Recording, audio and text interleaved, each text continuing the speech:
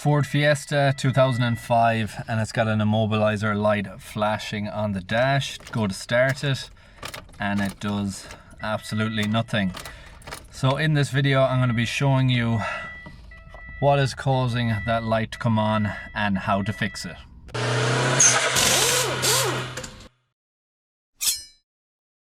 Like always, we start with the basics and don't overlook the simple stuff. So in this case, I'm checking fuses to see if there's anything potentially connected. What you see here is an F16 in the fuse layout, which is connected to the engine management. I do go through all of these fuses to see if there's any other potential connections, and then I go out to the vehicle. I have not brought this vehicle in. It's still out in the car park, and it was dropped off on a tow truck earlier on that day. But sometimes you can just solve these out in the car park without having to go to the issue of pushing them in.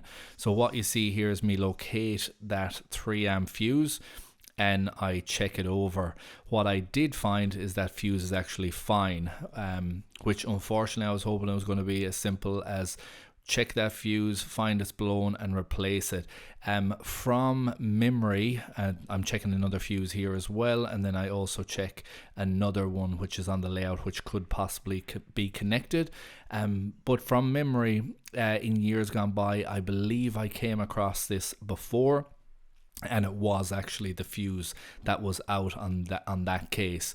In this one, I went through the process of checking a number of more fuses and found that none of them were actually blown. They were all in fine condition. So what I do next is check the battery.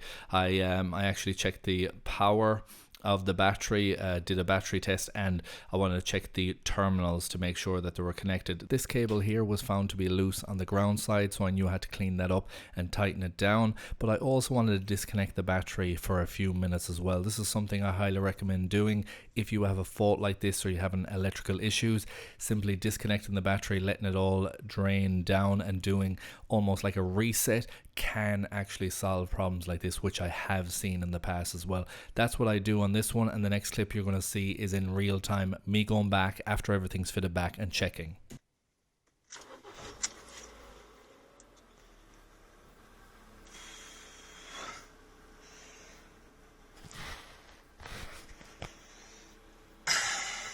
And that is it. Didn't actually replace anything on this one, just disconnected the battery, left it for a little while. I did check all the fuses that I thought might be related to it, couldn't see any blown, did test them, none were blown.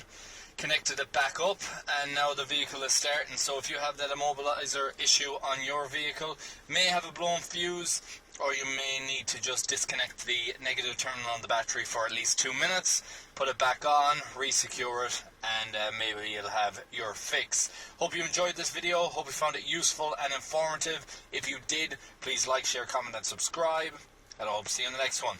Thanks for watching.